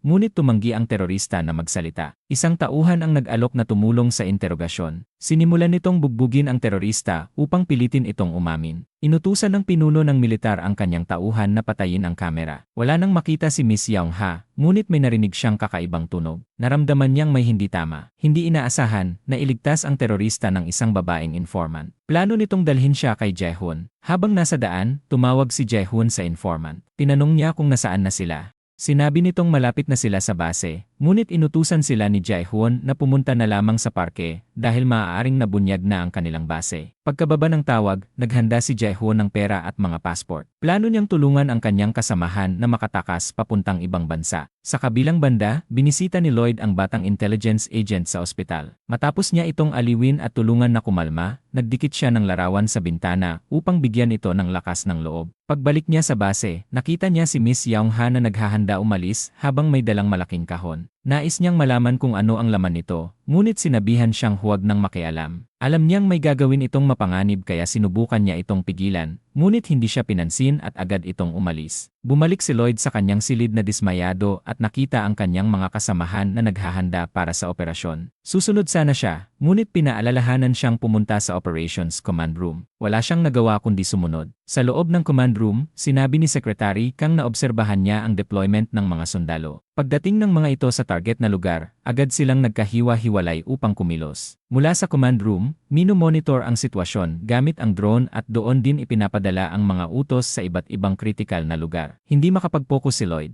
Nagdahilan siya na may appointment siya sa kanyang mga magulang upang makaalis ng maaga. Naalala ito ni Secretary Kang at pumayag. Sa oras na yon, nasa parke ang babaeng informant at ang terorista. Biglang sinabi ng terorista na kailangan nitong gumamit ng restroom, kaya naiwan ang informant sa labas. Hindi inaasahan, pinagtaksilan niya ang marahas na organisasyon. Palihim siyang nagpadala ng mga larawan sa Operations Command Center gamit ang kamera na nakakabit sa kanyang leg. Pumasok sa restroom ang terorista. Biglang lumitaw si Jae-hoon at niyakap ito. Alam ni Jae-hoon na pinagtaksilan siya ng babaeng informant. Matapos ayusin ang pagtakas ng terorista, nagpunta siya upang patayin ang informant. Nagkagulo ang lahat. Nakilala ni Secretary Kang si Jae-hoon at agad na inutusan ang mga sundalo na kumilos. Isang grupo ang humabol kay Jae-hoon habang ang isa naman ay sumunod sa terorista. Ngunit hindi inaasahan, isa-isang nabaril ang mga sundalo. Ang sniper sa rooftop ay si Miss Yaung-ha. Tinutok niya ang baril sa body armor upang protektahan ang kanyang mga kasamahan. Itinutok niya ang baril kay Jae-hoon, ngunit hindi niya magawang kalabitin ang gatilyo. Sa huli, pinatakas niya ito. Mula sa likuran, may tinig na nagtanong kung bakit niya yon ginawa. Paglingon ni Miss Yaung-ha, nakita niya si Lloyd na nakatutok ang baril sa kanya. Ngunit alam niyang hindi siya babarilin ni Lloyd, kaya umalis siya. Galit na galit si Lloyd sa sarili dahil wala siyang nagawa. Samantala, napansin ng pinuno ng militar na sadyang tinutok ng sniper ang bala sa body armor ng mga sundalo. Naghinala siya at nagpa siyang imbestigahan ito. Pinuntahan niya ang silid ni Miss Yaung-ha upang maghanap ng ebidensya. Sakto namang bumalik sina Miss Yaung-ha at Lloyd. Tinanong ng pinuno ng militar kung saan siya nanggaling. Sumagot si Lloyd at sinabing magkasama sila. Hindi ito pinaniwalaan ng pinuno at iniutos ang pag-aresto kay Miss Yaung-ha. Ngunit hinila siya ni Lloyd palayo. Galit na tinanong ng pinuno kung ano ang ginagawa niya. Ipinahayag ni Lloyd na pinoprotektahan niya ang babaeng mahal niya. Labis na nagulat si Miss Yaung-ha sa kanyang sinabi. Dinala silang dalawa ng pinuno ng militar para sa interogasyon. Nagulat din si Secretary Kang nang malaman ang tungkol sa kanilang relasyon. Tinanong ng pinuno ng militar si Miss Yaung-ha kung nasaan siya at ano ang ginawa niya buong araw. Mabilis na sumagot si Lloyd na magkasama sila at siya ang alibi nito. Kinumpirma pa niyang sila ay magkasintahan. Namangha ang lahat. Hindi pa rin naniwala ang pinuno ng militar at nais marinig ang kumpirmasyon mula kay Miss Yaung-ha. Naisip ni Lloyd na bastos ang pagtatanong ng ganoon sa isang babae. Tumingin siya kay Secretary Kang. Naalala ni Secretary Kang na may nakatakdang pagkikita si Lloyd sa kanyang mga magulang sa hotel. Kung magkasama sila ni Miss Yaung-ha, maaari itong patunayan sa pamamagitan ng CCA. Agad sinabi ni Lloyd na bilang isang sikat na mang-aawit, hindi siya maaaring mag-iwan ng ebidensya kapag dinadala ang kanyang kasintahan upang makilala ang kanyang mga magulang. Sinabi niyang nabura na niya ang mga recording. Dagdag pa niya, kung hindi pa rin sila paniniwalaan, ipapahayag na lamang niya sa publiko ang kanilang relasyon. Mula noon, malalaman ng lahat na si Miss Yaung-ha ang kasintahan ng isang sikat na singer. Dahil sa ginawa ni Lloyd, pansamantalang pinabayaan muna ito ng pinuno ng militar. Nagpalakpakan ang lahat upang batiin ang bagong magkasintahan. Sa labas, galit na pinagalitan ni Miss Yaung-ha si Lloyd sa ginawa nito nang walang pahintulot. Ipinaliwanag ni Lloyd na wala siyang ibang paraan kundi protektahan siya. Ang ikinababahala ni Miss Young-ha ay baka magdulot ito ng problema kay Lloyd kapag nabunyag. Hiniling ni Lloyd na makipagtulungan siya upang walang makaalam ng katotohanan. Hindi maintindihan ni Miss Young-ha kung bakit ginagawa iyon ni Lloyd. Hindi niya masabi ng direkta ang kanyang nararamdaman, kaya tumalikod na lamang siya at umalis. Samantala, matapos umalis ni Secretary Kang sa opisina, nilapitan siya ng isang babaeng reporter. Matapos siyang mahikayat, ibinahagi niya ang nangyari. Mabilis na kumalat online ang balita na may kasintahan ang sikat na singer habang nasa military service. Galit na tinawagan ng direktor ang manager ni Lloyd upang pagsabihan ito. Pagkatapos ng tawag, agad na pumunta si Jason kay Lloyd. Pinag-usapan nila kung paano ipapaliwanag ang sitwasyon sa mga fans. Sinabi ni Lloyd na hindi niya pinagsisisihan ang kanyang ginawa. Nais lamang niyang humingi ng paumanhin sa kanyang mga tagahanga at sa kumpanya. Ngunit hindi mapakali si Jason. Ipinilit niyang sabihin ni Lloyd na isa lamang itong hindi pagkakaintindihan. Ngunit tumanggi si Lloyd na bawiin ang kanyang sinabi, at natatakot din siyang masaktan si Miss Young-ha. Sa sandaling iyon, nakatanggap ng tawag si Jason mula sa manager at sinabing tingnan ang pinakabagong balita. Hindi inaasahan, tinulungan ni Miss Young-ha si Lloyd sa pamamagitan ng pag-post ng video sa social media. Sa video, kinumpirma niyang maayos ang kanilang relasyon. Masayang-masaya si Lloyd at agad na hinanap si Miss Young-ha. Kahit alam niyang ginawa lamang iyon upang tulungan siya, umaasa pa rin siya na may nararamdaman ito para sa kanya. Ngunit galit si Miss Young-ha. Inutusan niya si Lloyd na agad na tapusin sa publiko ang kanilang relasyon. Ngunit siyempre, tumanggi si Lloyd. Biglang dumating si Guy at dinala silang dalawa sa isang tabi upang mag-usap. Inutusan siya ng pinuno ng militar na bantayan ang dalawa kung tunay nga silang magkasintahan. Ngunit ayaw niyang ipagkanulo ang kanyang mga kasamahan. Kaya binalaan niya sila upang siguraduhing maayos ang kanilang pagpapanggap. Hindi lang si Guy, kundi pati ang iba pang mga kasamahan ay nais masaksihan ang pag-ibigan ng North at South. Kalaunan, pumunta si Miss Young-ha sa mess hall at patuloy pa rin siyang pinagmamasdan ng kanyang mga kasama. Dumating si Lloyd dala ang kanyang pagkain at umupo sa tabi ni Miss Young-ha na kunwaring tunay silang magkasintahan. Nais sanang umalis ni Miss Young-ha, ngunit pinaalalahanan siya ni Lloyd na may nagbabantay sa kanila. Kaya napilitan siyang manatili. Pagkatapos kumain, naglakad sila. Napansin ni Lloyd na sinusundan pa rin sila ng kanilang mga kasamahan, kaya sinabi niyang kailangan nilang umarte ng kaunti. Hindi lang mga sundalo ang nagmamatsyag sa kanila, kundi pati mga paparazzi. Kusang hinawakan ni Lloyd ang kamay ni Miss Young-ha upang makakuha ng romantikong larawan ang mga reporter. Ngunit dahil lihim ang relasyon ng mga nasa militar, agad ding pinasira ang lahat ng larawang nakuha. Pagkatapos, pumunta sina Lloyd at Miss Young-ha sa grocery store upang bumili ng prutas. Ang may-ari at ang asawa nito ay isa ring mag-asawang mula North at South Korea. Humingi ng autograph ang asawa bilang alaala. Nahiyang umalis si Miss Young-ha, ngunit agad siyang sinundan ni Lloyd. Pagkatapos nito, pumunta sila sa bahay ni Miss Young-ha upang kumain. Hindi makapagsalita si Lloyd sa sobrang hiya at halos hindi niya mahawakan ng maayos ang baso ng tubig. Buti na lamang at dumating ang kanilang mga kasamahan upang tulungan siya. Nang makita ng lahat ang presensya ng mga bisita, nais ng tiyahin ni Miss Young-ha na maghanda ng salu-salo. Kaya pumasok sila sa kusina upang magluto. Inutusan ng tiyahin si Miss Young-ha na kumuha ng sesame oil sa loob ng kwarto. Ngunit hindi niya inaasahan na naroon si Jae-hoon na nagtatago. Ibinigay ni Jae-hoon ang kanyang passport upang matulungan si Miss Young-ha na dalhin ang kanyang kapatid sa ibang bansa para sa gamutan. Ito ang paraan niya upang magpasalamat sa pagliligtas nito sa kanya noon. Ngunit tumanggi si Miss Young-ha. Para sa kanya, ang ginawa niya noon ay kabayaran lamang sa pagliligtas ni Jae-hoon sa kanyang buhay 10 taon na ang nakalipas. Kung hindi dahil sa kanya, matagal na siyang namatay sa Unit 112.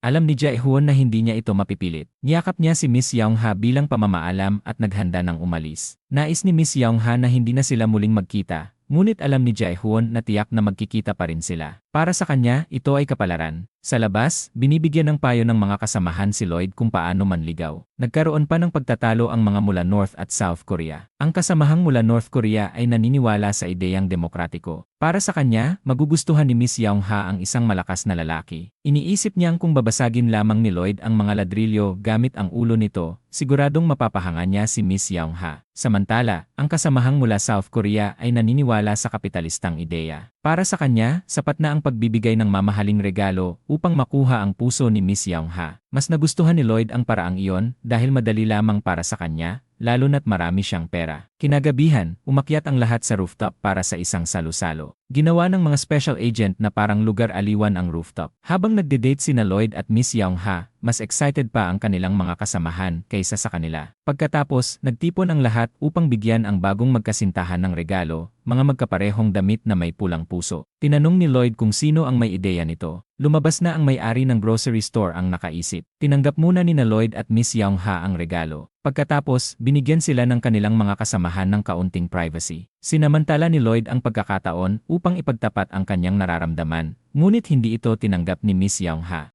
Sinabi nitong huwag siyang magustuhan dahil magulo ang kanyang nakaraan at hindi na sila dapat magkita pa. Hindi ito maintindihan ni Lloyd. Ipinaliwanag ni Miss Young-ha na ang pagitan ng North at South ay hadlang upang sila ay magsama. Ngunit nais ni Lloyd na sila ang maging simbolo ng pagkakaisa. Kusang hinalikan ni Lloyd si Miss Young-ha. Hindi na nito napigilan ang sarili at niyakap siya. Pagsapit ng hating gabi, kailangan na nilang bumalik sa barracks. Kung hindi ay maituturing silang deserter. Hinatid ni Lloyd si Miss Young-ha sa kanyang kwarto. Nais niyang hintayin itong makapasok bago siya umalis. Ngunit napansin ni Miss Young-ha na ang papel na inilagay niya sa pinto kaninang umaga ay nasa sahig na. Ibig sabihin, may pumasok sa kanyang kwarto. Natagpuan niya ang isang listening device. Senyasan niya si Lloyd na manahimik at nagplano silang magkunwari. Nagpanggap si Lloyd na hinihingal ng malakas, dahilan upang magdalawang isip ang nakikinig. Ngunit para kay Miss Young-ha, sobra ang pag-arte niya, kaya agad niyang sinira ang device at pinalabas si Lloyd. Bago umalis, nais pa sana ni Lloyd na magpakita ng kaunting lambing. Itinulak niya si Miss Young-ha sa pader. Pumikit ito, inaasahang hahalikan siya. Ngunit biro lamang pala iyon ni Lloyd. Nang magalit si Miss Young-ha, agad siyang tumakbo palayo. Kinabukasan, habang nasa UAE si Miss Young-ha, dumating si Lloyd upang pag-usapan ang kanilang date. Ngunit simpleng bahala ka lamang ang sagot nito na ikinainis ni Lloyd. Sinabi niyang kailangan niyang matutong magmahal agad dahil kung hindi, magiging boring ang kanilang relasyon. May halong inis na sinabi ni Miss Young-ha na naiintindihan niya. Pagkatapos nito, bumalik siya sa kanyang kwarto at nag-research online kung paano magmahal. Napag-alaman niyang dapat maging kaakit-akit at yayain ang kapareha na kumain ng noodles. Ngunit hindi niya alam na sa South Korea, may ibang kahulugan ang pagyaya sa noodles. Dahil hindi niya ito naiintindihan, paulit-ulit niya itong inensayo hanggang maging natural bago pumunta kay Lloyd. Patuloy pa rin silang sinusundan ng kanilang mga kasamahan. Dinala ni Lloyd si Miss Young-ha sa isang sasakyan at dumaan sila sa likurang daan upang makatakas. Agad silang sumakay sa isa pang kotse at pinanood ang kanilang mga kasamahan na sinusundan ang sasakyan ni Jason. Doon lamang nagsimulang magmaneho si Lloyd. Nang mapagtanto ng kanilang mga kasamahan ang nangyari, huli na ang lahat. 4 sa kanila ang nauwi sa isang pub, dismayado at pinupuna si Lloyd.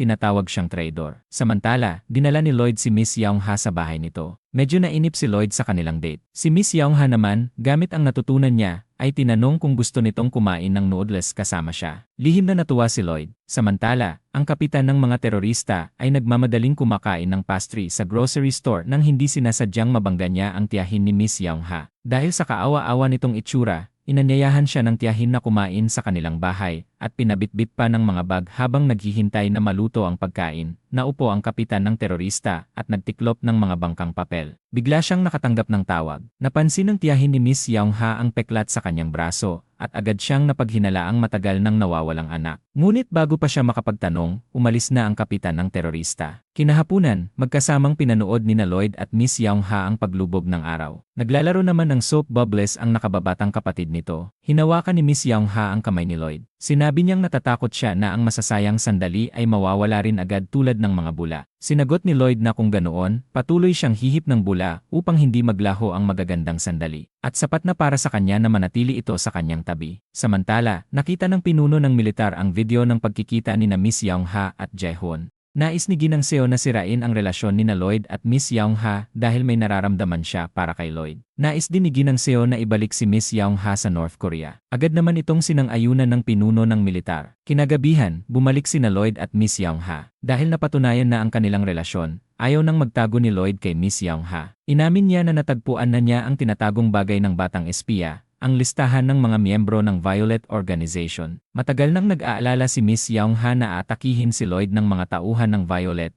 kaya hindi niya ito sinabi sa simula pa lamang. Biglang tumakbo ang kanyang nakababatang kapatid at hinila sila upang magpa-picture. Sinadya pa nitong paghiwalayin sila habang siya ay naghihintay sa labas. Ngunit matapos mag-picture ni na Lloyd at Miss Young-ha, nawawala na ang kapatid nito. Tanging ang teddy bear na lamang ang naiwan. Nag-alala sila at naghiwalay upang maghanap, ngunit wala silang nakuhang kahit anong bakas. Sa sandaling iyon, nakatanggap si Lloyd ng mensahe. Si Jae-hoon ang may hawak sa bata. Alam ni Lloyd na gusto ni Jae-hoon ang listahan ng Violet, ngunit nais ni Miss Young-ha na siya ang humarap dito. Nangako si Lloyd na tutulungan siya. Pinuntahan ni Lloyd si Jae-hoon at galit na hinawakan ang kanyang damit. Tinanong niya kung bakit gagamitin nito ang buhay ng isang bata bilang kapalit. Sinabi ni Jae-hoon na wala siyang ibang pagpipilian at hindi niya sasaktan ang kapatid ni Miss Young-ha. Inabot ni Lloyd ang kwintas kay Jae-hoon at kapalit nito ay ibinigay ang kapatid ni Miss Young-ha. Biglang lumitaw ang kapitan ng terorista matapos makatanggap ng utos mula sa pinuno upang kunin ang listahan. Tumakas ang pinuno ng terorista at agad siyang hinabol ni Jae-hoon. Samantala, dinala ni Lloyd pauwi si Miss Young-ha kasama ang kapatid nito. Galit si Miss Young-ha kay Lloyd dahil nawala ang listahan ng Violet. Ngunit ibinunyag ni Lloyd ang katotohanan.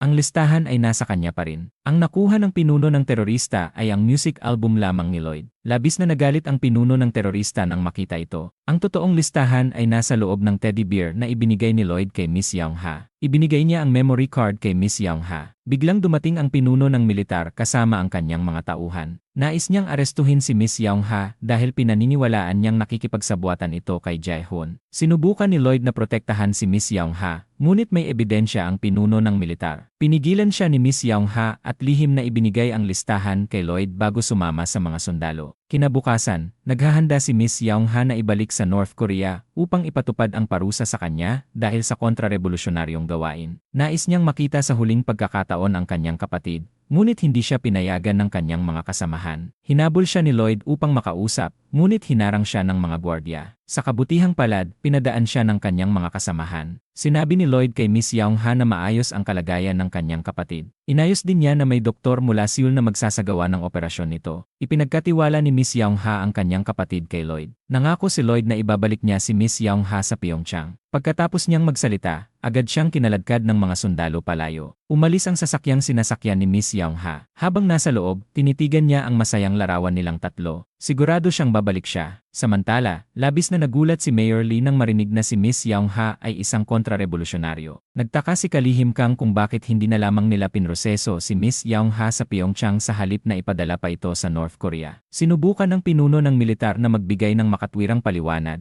ngunit nais pa ring magtanong ni Kalihim Kang. Dito na sumingit si Mayor Lee. Ayon sa kanya, ang tunay nilang misyon ay lipulin ang Violet Organization, hindi ang makipagtalo tungkol sa isang nahuling taksil. Biglang pumasok si Lloyd sa conference room. Nais niyang linisin ang pangalan ni Miss Young-ha. Sinabi niyang ibibigay niya ang Violet List. Kapag wala ang pangalan ni Miss Young-ha roon, ibig sabihin ay inosente ito. Kung hindi sila papayag, alis siya. Agad na pumayag si Mayor Lee. Sinimulan ni Lloyd na buksan ang Violet List. Ngunit naka-password ito. Mayroon lamang siyang 3 minuto upang ma-unlock. Kung hindi ay otomatikong mabubura ang lahat ng data. Inisip ni Lloyd na ang password ay ang kanyang kaarawan, ngunit mali ito. 2 pagkakataon na lamang ang natitira. Sinubukan niyang ilagay ang pamagat ng kanta, ngunit mali rin. Naalala ni Lloyd ang litrato nila ng batang espiya. Kinakabahan niyang inilagay ang petsang iyon, at sa wakas, nabuksan ang listahan. Lumabas ang lahat ng pangalan sa Violet List. Agad nagpadala si Mayor Lee ng mga tauhan upang hulihin ang lahat ng nasa listahan. May mga doktor sa ospital at mayroon ding mga kusinero sa barracks. Pagkatapos, pinuntahan ni Lloyd si Mayor Lee at pinaalalahanan siya sa kanilang kasunduan. Pumayag ang mayor na ibalik si Miss Young-ha. Binalaan din niya si Lloyd na mag-ingat dahil maaaring gumanti ang Violet Organization. Nagpasalamat si Lloyd at umalis ang mayor. Galit na hinarap siya ni Ginang Seo. Sinabi nitong wala silang magiging kinabukasan ni Miss Young-ha. Inamin pa niya ang kanyang nararamdaman para kay Lloyd. Ngunit agad na pagtanto ni Lloyd na siya ang nag-ulat kay Miss Young-ha. Sinabi niyang puputulin na niya ang lahat ng ugnayan sa kanya at umalis. Kinabukasan, iniulat ng pinuno ng militar kay Mayor Lee na halos tapos na ang operasyon laban sa Violet at ang leader na lamang ang hindi pa nahuhuli. Samantala, may paraan si Kalihim Kang upang makipag-ugnayan sa kapitan ng mga terorista. Malapit na nila itong mahuli. Medyo nag-alala si Mayor Lee sa pagiging padalos-dalos ng plano, ngunit hiniling ni Lloyd na magtiwala siya. Dahil kapos na sa oras, sumakay siya sa sasakyan kasama si Lloyd. Mabilis na tumakbo ang konvoy habang kumikislap ang tracking signal sa command screen. Sa isang sangandaan, biglang naghiwa-hiwalay ang 3 sasakyan. Nag-aalala pa rin si Mayor Lee kung lalabas nga ba ang leader. Ngunit ipinaliwanag ni Lloyd na may 2 posibilidad. Maaaring siya mismo ang naglagay ng tracking device upang akayin ang kalaban, o kaya'y sinusundan lamang sila ng leader. Kaya sigurado si Lloyd na lalantad ang kalaban. Sa command room, bumalik sa tamang posisyon ang dalawang sasakyan. Tugma ang pagsusuri ng pinuno ng militar sa hinala ni Lloyd. Nabigla si Kalihim Kang dahil siya mismo ang naglagay ng tracking device. Nang mapagtanto niyang naloko siya, galit niyang sinisi ang iba. Ngunit pinaalalahanan lamang siya ng pinuno ng militar na iligtas ang sarili. Sa takot, agad niyang tinawagan ang counter-terrorism team at inutusan silang pumunta sa kinaroroonan ni Lloyd. Ngunit biglang nawala ang iya signal. Naglaho ang sasakyan ni Lloyd sa mapa, kaya dali-daling pinuntahan ni Kalihim Kang si Miss Young Ha. Nang marinig ang pangalan ni Lloyd, kinabahan siya. Maya-maya, umalingaw-ngaw ang tunog ng mga motorsiklo. Mabilis na umalis si Miss Young Ha sakay ng sasakyan upang hanapin ang taong mahalaga sa kanya. Samantala, nakarating na sina Lloyd at Mayor Lee sa plaza. Ngunit wala ito sa orihinal na plano. Pagkababa nila ng sasakyan, agad silang tinutukan ng kapitan ng counter-terrorism. Nakahanda na ang daliri nito sa gatilyo. Ngunit humarang si Mayor Lee sa harap ni Lloyd, dahilan upang mag-atubili ito. Biglang lumitaw si Jae-hoon sa rooftop at itinutok ang baril sa kapitan. Sinabi niyang hindi na sila mga sundalo, kundi mga kasangkapan na lamang ng leader. Lalong nagalit ang kapitan. Itinutok niya ang baril sa ulo ni Jae-hoon at sinigawan itong kinalimutan na ang kanyang paninindigan at ang paghihiganti ng Unit 112. Para sa kanya, isa na lamang si Jae-hoon na pinahina ng pag-ibig. Kaagad niyang ibinaba ang grappling hook patungo sa plaza at dumiretso kay Lloyd. Nagpaputok si Jae-hoon bilang babala, ngunit wala ng oras si Lloyd upang umiwas. Sa kritikal na sandali, dumating si Miss Young Ha at hinila si Lloyd palayo sa linya ng bala. Naging magulo ang buong plaza. Umalis si Mayor Lee ng mag-isa habang nag-uunahan ang mga putok ng baril. Tinamaan ang leader ng terorista at bumagsak, nawalan ng malay. Si Lloyd ang bumaril. Nanginginig ang kanyang kamay, ngunit nag-aapoy ang kanyang mga mata sa galit. Lumapit si Jae-hoon, tumango kay Miss Young Ha, at inalok na siya na ang magdadala sa leader ng terorista. Ngunit hindi pa doon nagtatapos ang trahedya. Biglang nagmulat ang leader, tumayo, at walang habas na nagpaputok kay Lloyd. Sa sandaling iyon, mabilis na sumugod si Jae-hoon at hinarang ang mga bala gamit ang sarili niyang katawan. Bumagsak si Jae-hoon sa lupa habang unti-unting lumalabo ang kanyang paningin. Mahina niyang binigkas ang pangalan ni Miss Young Ha. Nang makita ito, napasigaw si Miss Young Ha at agad siyang tumakbo upang yakapin ang kanyang dating kasamahan. Nakiusap siya na buksan nito ang mga mata at huwag siyang iwan. Ngunit pumanaw si Jae-hoon sa kanyang mga bisig. Sa tabi nila, muling pinaputukan ang leader ng mga terorista. Unti-unting pumikit ang galit nitong mga mata. Samantala, si Lloyd na bahagyang nakaligtas ay napaupo, tulala. Hindi niya maintindihan kung bakit hindi pa lumilitaw ang tunay na leader. Nang makita ng Special Forces ang cellphone ng terorista, doon niya napagtanto ang kanyang pagkakamali. Lumabas na ang taong hinahanap nila ay matagal nang nasa harapan nila. Agad niyang tinawagan si Mayor Lee. Sa sandaling sumagot ito, namutla ang kanyang mukha. Sa takot na mabunyag ang kanyang lihim, agad niyang pinaalis ang lahat ng kanyang tauhan. Sa gitna ng kaguluhan, ang naisip lamang niya ay maghanap ng masisisi. Ibinintang niya ang lahat sa pinuno ng departamento ng militar. Nagulat at nagalit ang opisyal, kaya agad itong bumunot ng baril. Ngunit mabilis ding bumunot si Kalihim Kang at itinutok ito sa kanya. Nakalock ang pinto, at kahit pilitin ni Lloyd at Miss Young Ha na buksan ito, hindi nila magawa. Patuloy na inaakusahan ni Mayor Lee si Miss Young Ha bilang isang espiya. Gaya ng inaasahan, walang nagbukas ng pinto para kina Lloyd at Miss Young Ha. Ayaw ni Lloyd na hayaang mapagbintangan ng mali ang kanyang kasamahan, kaya sinubukan niyang makipag-ugnayan sa loob. Hindi niya inaasahang si Mayor Lee pala ang nasa likod ng lahat. Ngunit sa kabutihang palad, nakakuha siya ng mahalagang ebidensya bago pa ito ipawasak. Dahil dito, nagawa niyang ibunyag ang katotohanan. Sa loob, patuloy pa rin ang tensyon sa pagitan ni Kalihim Kang at ng pinuno ng militar. Sa huli, pumayag silang papasukin si Lloyd. Lahat ng mata ay napunta kay Mayor Lee. Sa una, nagkunwari pa itong inosente. Ngunit nang lapitan siya ni Lloyd upang pusasan, bigla nitong ginawang hostage si Lloyd. Sa kanyang kayabangan, sinabi niyang hindi siya kailanman susuko kaninuman. Determinado siyang pigilan ang pagkakaisa ng North at South Korea. Hindi pumayag si Lloyd na magtagumpay siya. Nais niyang pagbayaran nito ang lahat ng kanyang kasalanan. Tinitigan siya ni Miss Young Ha ng may galit. Mahigpit niyang hinawakan ang baril, ngunit nanginginig ang kanyang kamay at hindi niya kayang kalabitin ang gatilyo. Alam niyang isang maling galaw lamang ay maaaring magdulot ng mas malaking kapahamakan. Sinubukan ding makialam ni Kalihim Kang, ngunit sa kaguluhan, aksidente niyang nabaril si Lloyd dahilan upang bumagsak ito sa lupa. Sa sandaling iyon, biglang bumukas ang pinto at pumasok ang mga pulis upang kontrolin ang sitwasyon. Agad nilang hinuli si Mayor Lee. Tumakbo si Miss Young-ha papunta kay Lloyd, luhaan ang mukha. Akala niya iyon na ang huling pagkakataon, kaya inamin niya ang kanyang nararamdaman. Ngunit mumiti si Lloyd. Itinaas niya ang kanyang bulletproof vest, may halong saya at biro sa kanyang mga mata.